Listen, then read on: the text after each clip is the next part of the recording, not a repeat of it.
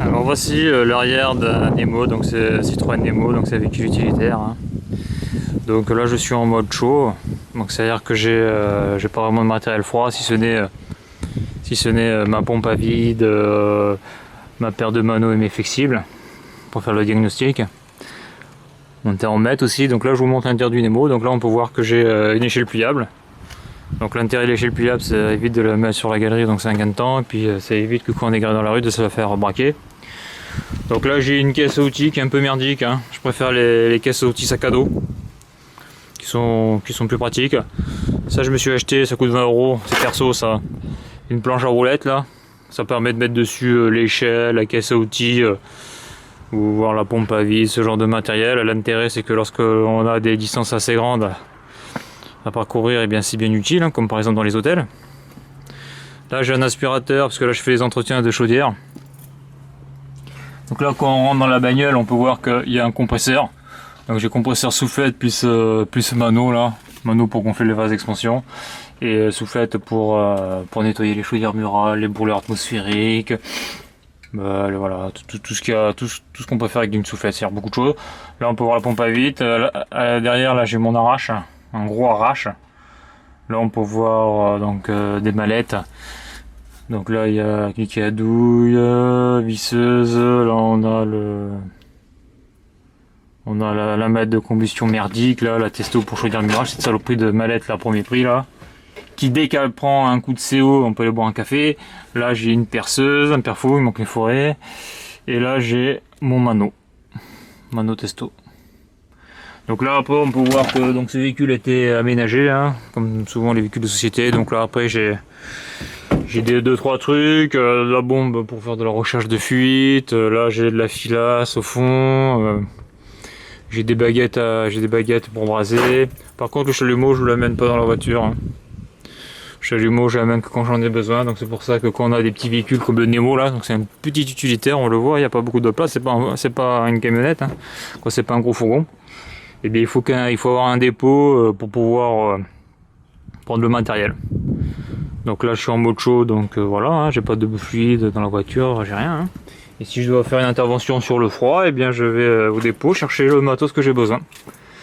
Donc après il y a peut-être qu'en astreinte, ou bon là je fais pas d'astreinte actuellement, mais si je devais faire une astreinte, là je me mettrais peut-être elle sur le toit et le chalumeau dans le coin. Ou je virerais le compresseur au fond et j'y mettrais le chalumeau, parce que ça peut servir. Donc là très important, boîte à joints. Voilà, j'ai pas mal de trucs, des purgeurs aussi, donc là des gants, des sangles, différents trucs. Là on peut voir un purgeur, un truc qui est hyper important parce qu'on a souvent des soucis là.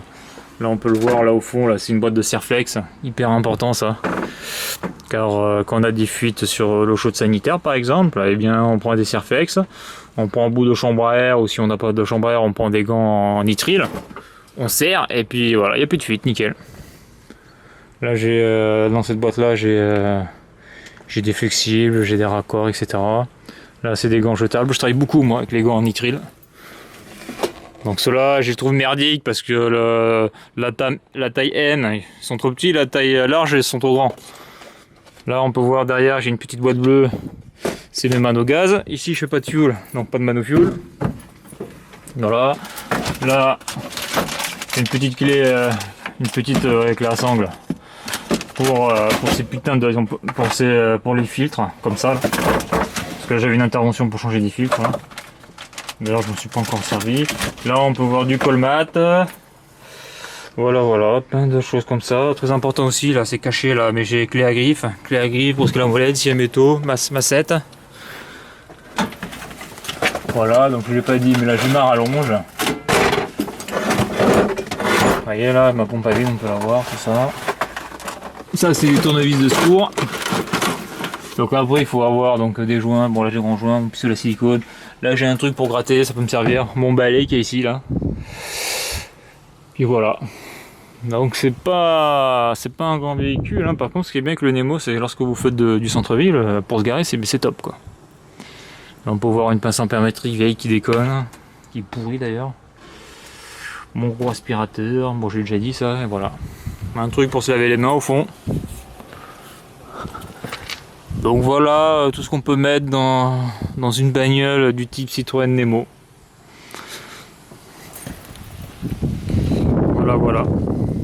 Donc après cette voiture, le défaut de cette bagnole, parce que là ça fait 2 mois que je l'utilise, c'est l'autonomie, hein, au niveau kilométrage je la trouve merdique.